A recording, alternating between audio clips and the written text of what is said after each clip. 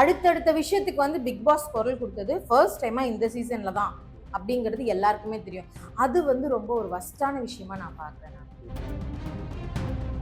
எல்லாரையுமே வந்து சமமா பார்க்குற மனநிலைமை இருக்கணும். அந்த கான்செப்ட் கொஞ்சம் கூட இல்லாத ஆளு திவாகர். முதல்ல வந்து சக மனுஷனை வந்து மனுஷனா மதிக்கணும். நீ எல்லாம் என்ன ஒரு ஆளு, நீ எல்லாம் என் தகுதிக்கு இல்லை. யார பேசல அவரு? ரம்யாவை பேசியிருக்காரு, வினோதா அவரை பேசியிருக்காப்ல, கானா வினோதா. அப்போ இத்தனை பேர்கிட்ட இத்தனை விஷயம் பண்ணிருக்காரு. தங்கச்சின்னு சொல்ற பொண்ணு கிட்ட போய் நீங்க கல்யாணம் பண்ணிக்கலாம்னு கேட்பீங்களா? அது அவர் கேட்டிருக்காரு. ஒவ்வொருத்தவங்களுக்கும் உள்ள வந்த ஒவ்வொரு கண்டஸ்டன்ட்டுக்குமே பேர் என்னவோ அததான் வந்து நான் போன வீடியோலயே சொல்லிருப்பேனே, அது முழுக்க முழுக்க விஜய் டிவியோட தவறு.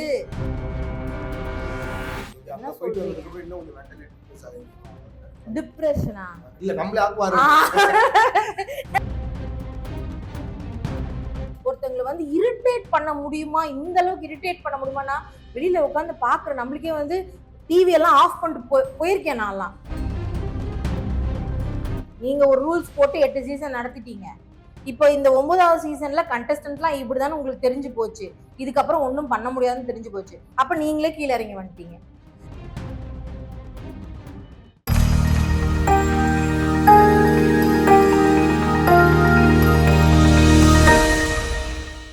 பிக் பாஸ் ஆக்சுவலா வந்து இப்பதான் பிக் பாஸ் பாக்குற எல்லாருக்குமே ஒரு மன நிறைவா இருக்கும்னு நினைக்கிறேன். பிக் பாஸா இருக்கு. அந்த அளவுக்கு ஆதங்கம் அவர் மேல இருந்திருக்கு இல்ல? ஆதங்கம் அப்படிங்கறது இல்ல, ஆக்சுவலா இதுக்கு முன்னாடி 8 சீசன் நம்ம பாத்துருக்கோம்ல. பிக் பாஸ்னா இப்படிதான் இருக்கும்னு சொல்லி நம்மளுக்கு ஒரு மைண்ட் செட் இருக்கு இல்லையா? பட் இந்த பிக் பாஸ் வந்து ஸ்டார்டிங்ல இருந்தே வெறும் சண்டை, கத்துறது, அந்த மாதிரி ஒரு ஒரு கேம் பிளேவே இல்ல உள்ள. ஆக்சுவலா ஒரு கரெக்டான ஒரு கேமா வந்து இப்போ அவங்களே கஷ்டப்பட்டு டாஸ்க் கொடுக்குறாங்க.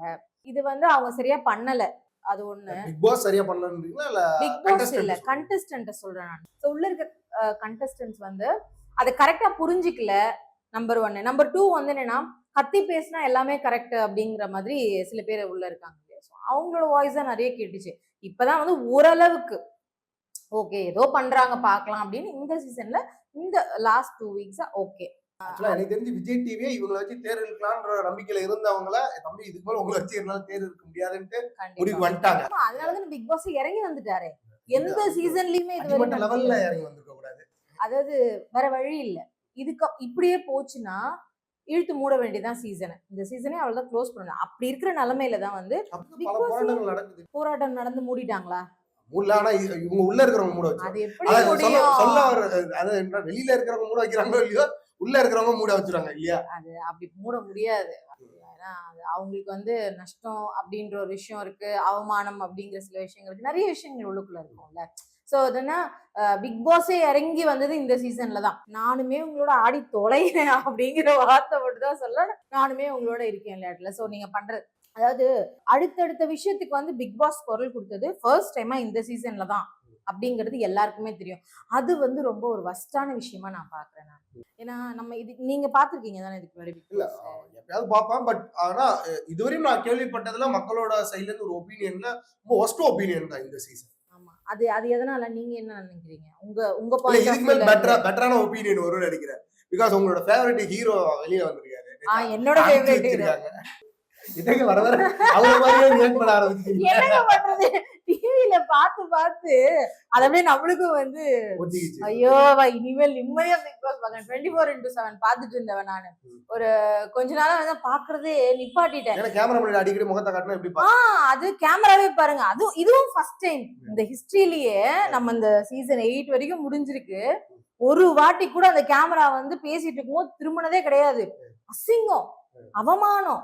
ஏன் அது நம்ம சொல்லக்கூடாது இல்லையா? அப்படி இருக்கும்போது தற்பெருமை பேசிக்கிறது, நான் தான் அப்படிங்கிற அந்த விஷயம் வந்து ரொம்ப தவறான விஷயம். அது வந்து உள்ள இருக்கிறவங்கள டார்ச்சர் பண்றீங்க, நடிக்கிறவங்கிற பேர்ல வெளில இருக்கவங்களையும் நீங்க டார்ச்சர் பண்றீங்க. அந்த கேமராமேன் மைண்ட் வாய்ஸ் யோசிச்சு பாத்தீங்களா கொஞ்சமாச்சும்? அவர் வந்து ரொம்ப பக்கத்துல இருந்து பார்க்கக்கூடிய ஒரு மனுஷன். அப்ப அவரோட மனநிலைமை எப்படி இருந்திருக்கும்? ரொம்ப க்ளோஸா இருந்திருப்பாரு. அநேகமா க்ளோஸ் ஆயிட்டு இருப்பாரு. அதனாலே என்னமோ அந்த கேமரா திரும்பினது. சோ நிறைய விஷயம் வந்து இந்த சீசன்ல வந்து ஒரு மாதிரி மூஞ்சி சுளிக்கிற மாதிரிதான் இருந்துச்சு இருந்துச்சு. அத நானும் ஃபீல் பண்ணேன் நிறைய இடத்துல. பட் நான் என்ன கேட்கிறேன், இவர் மேல என்ன அந்த அளவுக்கு ஒரு குற்றச்சாட்டு, ஏன் இவரை இந்த தருணத்துல வெளியில வாய் அப்படிங்கிற ஒரு விஷயம் இருக்குல்ல, அது வந்து இப்போ நம்ம ஆங்கர்ஸா இருக்கோம். அப்போ நம்மளுக்கு எது பிரதானமான ஒரு விஷயம், லைக் விஜய் பாரு ஆங்கர், சபரி அவங்க எல்லாம் வந்து விஜேவா இருந்தவங்க. நம்மளுக்கு பிரதானமே இந்த வாய் தான். இதுல நம்ம பேசுற திறமை இருக்கிறதுனாலதானோ என்னவோ நம்ம வந்து அந்த மாதிரி வேலைகள் நம்ம வந்து பண்ணிட்டு இருக்கோம். ஒருத்தங்களை வந்து இப்போ உங்களை வந்து புகழ்ந்து பேசுறதும் இந்த வாய் தான், உங்களை வந்து ரொம்ப தாழ்த்தி பேசுறதும் இந்த வாய் தான். காமெடியா எடுத்துக்கணும், சீரியஸான விஷயத்துக்கு டிஃபெண்ட் பண்ணி சண்டை போடுறதெல்லாம் ஓகே தான். எல்லா டைமுமே வந்து என்னன்னா தான் பெரிய ஆளு, மத்தவங்க எல்லாருமே தனக்கு கீழே தான். அது அவங்க திறமை உள்ளவங்களா இருக்கட்டும், திறமை இல்லாதவங்களாகட்டும், அவங்க படிச்சவங்களோ படிக்காதவங்களோ எல்லாரையுமே வந்து சமமா பாக்குற மனநிலைமை இருக்கணும். அந்த கான்செப்ட் கொஞ்சம் கூட இல்லாத ஆளு திவாகர். முதல்ல வந்து சக மனுஷனை வந்து மனுஷனா மதிக்கணும். நீ எல்லாம் என்ன ஒரு ஆளு, நீ எல்லாம் என் தகுதிக்கு இல்லை. யார பேசல அவரு? ரம்யாவை பேசியிருக்காரு, வினோதா அவரை பேசியிருக்காப்ல, கானா வினோதா. அப்போ உங்க கூட இருக்க இப்போ கண்டஸ்டன்டா அவங்க தேர்ந்தெடுத்து உள்ள அனுப்பும் போதே இவங்க எல்லாம், நீங்க எல்லாருமே கண்டஸ்டன்ட், பிக் பாஸ் ஈக்குவல், புரியுதா? கேமரா முன்னாடி நான் யாரு நீங்க யாரு, அவ்வளவுதான். கேமரா முன்னாடி நம்ம 2 பேருமே உட்காந்துருக்கோம், நம்ம 2 பேருமே ஒரு ஆளுன்றதால நம்ம உட்காந்துருக்கோம். அப்போ அந்த அந்த 60 கேமராக்கு முன்னாடி நீங்க எல்லாருமே ஒண்ணுதான். அப்ப அதுக்குள்ள போயிட்டு உங்களை இரிட்டேட் பண்றாங்கன்ற ஒரு காரணத்துக்காக அவங்கள மட்டம் தட்டுறது, அவங்கள வந்து ஒரு மாதிரி அசிங்கமா வந்து இது பண்றது வந்து தவறானது விஷயம். இது ஒன் ஆஃப் தி பெஸ்ட் மூமெண்ட்னா இது வந்து ரொம்ப ஃபேர் எவிக்ஷன், அதுதான் நான் சொல்லுவேன். இது வந்து கொஞ்சம் முன்னாடி நடந்திருக்க வேண்டியது. ஆனா இந்த ராஜா டாஸ்க்லாம் வந்தது இல்லையா, அதுல அவரோட செய்கை, அவரோட விஷயங்கள்லாம், நடவடிக்கை இதெல்லாமே ரொம்ப தவறா இருந்துச்சு. அப்ப கண்டிப்பா அவருக்கு வெளில போய் தான் ஆகணும்ன்றது ஒரு பாயிண்ட். இன்னொன்னு, இப்ப நம்ம அந்த சோசியல் மீடியாஸ்ல பாக்குறோம்ல, அதுல நிறைய கட்ஸ் எல்லாம் வந்து எடுத்து போடுவாங்க, பாத்துருக்கீங்களா? குறிப்பிட்ட ஒரு கண்டஸ்டன்ட் வந்துன்னா, இப்ப கானா வினோதை எடுத்துக்கிட்டோம்னா அவர் பாடுற பாடல்கள்லாம் எடுத்து ஒரு தொகுப்பா போட்டிருப்பாங்க. அமித் எடுத்துக்கிட்டோம்னா அவரை ஒரு தொகுப்பா எடுத்து போட்டிருப்பாங்க. அந்த மாதிரி ஒரு சிலருக்கு என்னென்ன டேலண்ட் இருக்கு, டான்ஸ் அந்த மாதிரி. பாருக்குன்னா வந்து பேசுறது, கோவமா கத்துறது, எஃப்ஜே வந்து பீட் பாக்ஸிங், இந்த மாதிரி. இவருக்கு வந்து பாத்தீங்கன்னா பொம்பளை பசங்க கிட்ட போய் போய் போய் போய் இவர் என்ன பேசினாருங்கிறது ஒரு தொகுப்பாவே வந்து சோசியல் மீடியால வந்துட்டு இருக்கு ரவுண்டிங்ல. அது பார்த்ததுக்கு அப்புறம் ரொம்ப கேவலமா இருக்கு.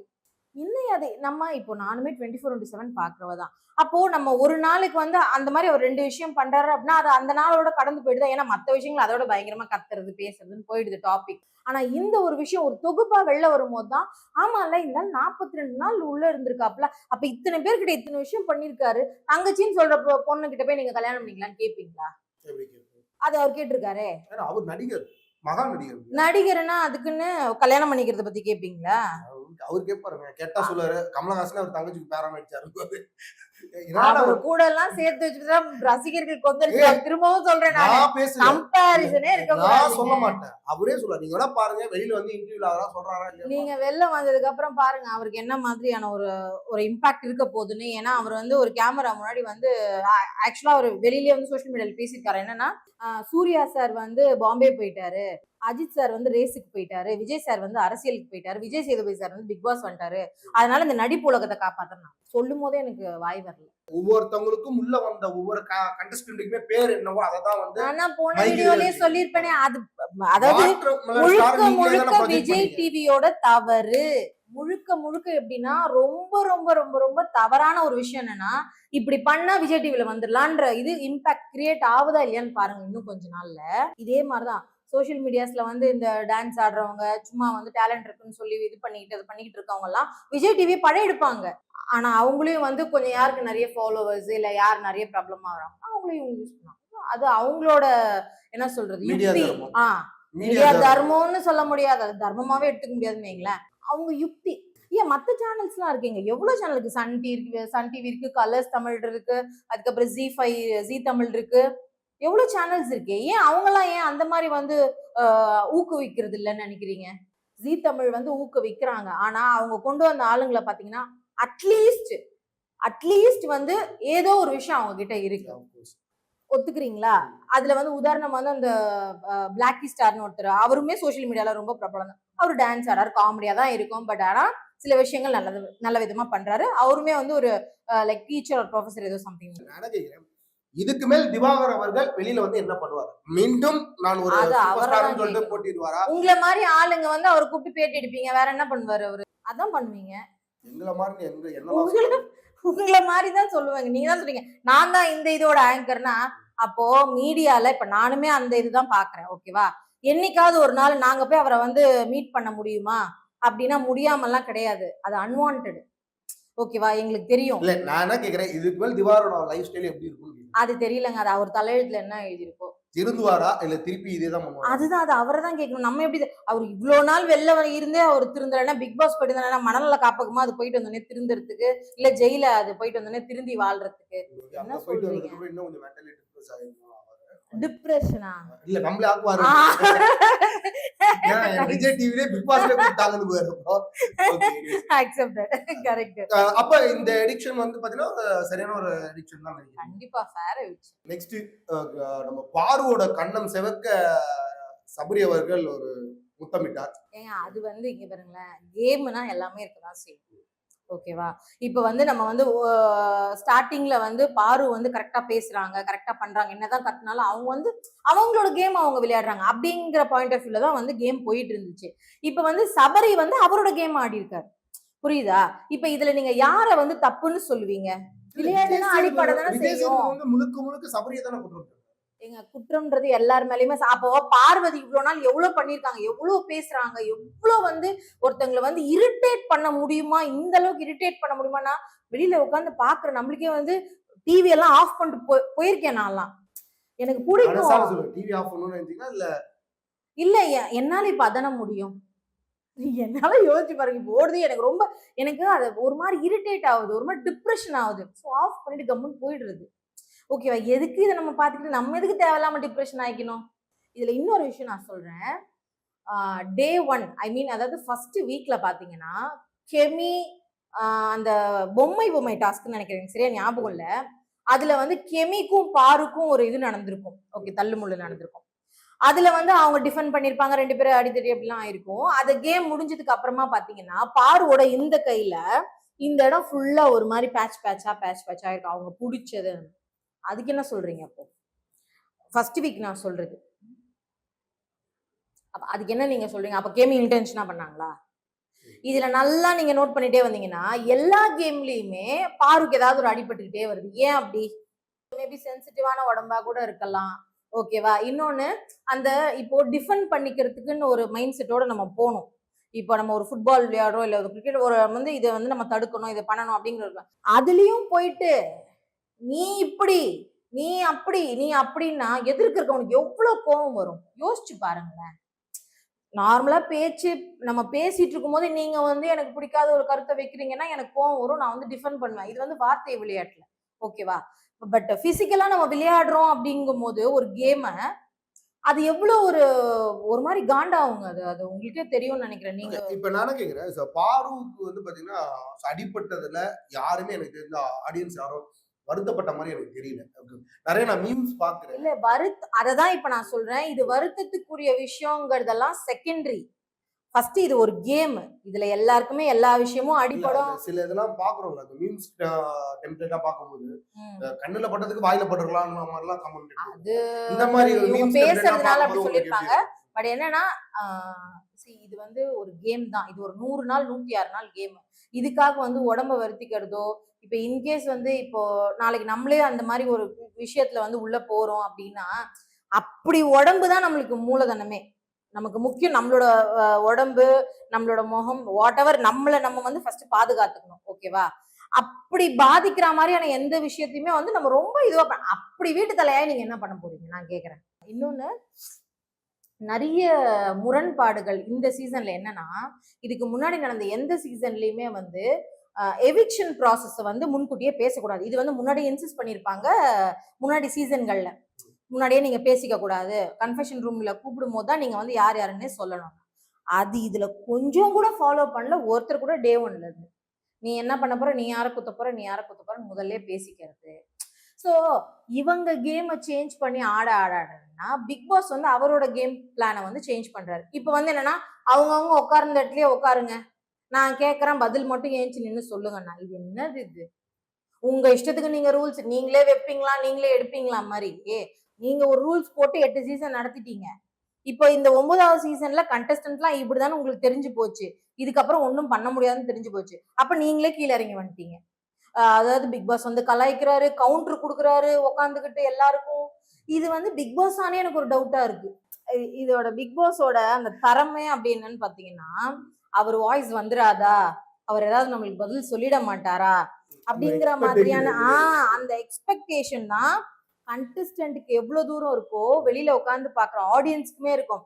என்ன இவ்வளவு நேரம் கேட்டுட்டு இருக்காங்க, இவர் பேசவே மாட்டேங்கிறாரு, இதுக்கு பதில் சொல்லுவாங்களா மாட்டாங்களா அப்படிங்கிற காலம் போய் என்ன இருந்தாலும் உட்காந்து கவுண்டர் கொடுத்துட்டு இருக்காப்ல எல்லாத்துக்கும் முன்னாடி அப்படிங்கிற மாதிரி ஆயிடுச்சு. ஒரு மாதிரி அப்படிங்கிற மாதிரி ஆயிடுச்சு.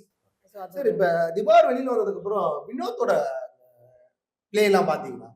அவர் வெளில வந்ததுக்கு அப்புறம் ஏன் பார்க்கணும், அவர் உள்ள இருக்கும் போதே அவர் வந்து ரொம்ப நல்லா அவரோட கேம் ஆடிட்டு இருக்காரு. நான் அப்படிதான் சொல்லுவேன். ஏன்னா மத்த கண்டஸ்டன்ட்டோட கம்பேர் பண்ணும் போது கானா வினோத் அவர்கள் வந்து ரொம்ப கிளீனா, அவர் வந்ததுனுடைய நோக்கம் என்ன, கேம் விளையாடுறதுக்கு வந்திருக்காரு. எத்தனை நாள் உள்ள இருக்க போறோம்னு அவருக்கும் தெரியாது, நம்மளுக்கும் தெரியாது. மேபி அவருக்கு தெரிஞ்சதா என்னன்னு நமக்கு தெரியல, பட் நமக்கு தெரியாது. ஓகேவா? இருக்க வரைக்கும் என் வேலை என்ன, பாட்டு பாடுறது, அவரோட இயல்பு கலாய்க்கிறது. சோ அவருக்கு ஒரு தோதான ஆள் இருந்தாப்புல வாட்டர்மெலன் இந்த திவாகர்.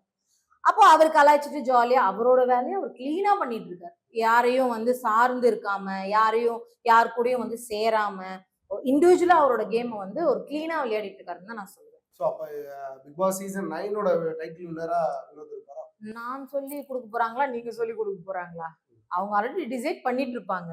அவங்க யாருக்கு கொடுக்குறாங்க நம்ம வெயிட் பண்ணி பார்க்கணும், அவ்வளவுதான்.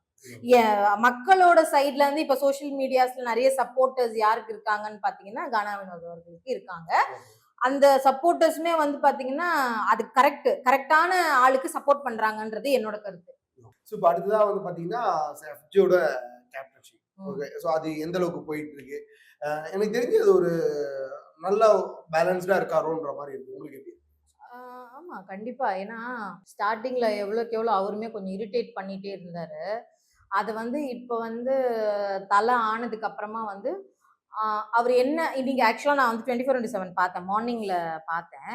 அப்ப வந்து என்னன்னா கொஞ்சம் அந்த என்ன சொல்றது, ரொம்ப லென்த்தா பேசினாப்ல. அப்ப அந்த லென்த்தா பேசும்போதே வந்து என்னென்ன பண்ண போறீங்க அப்படின்னு பிக் பாஸ் கேக்குறாரு.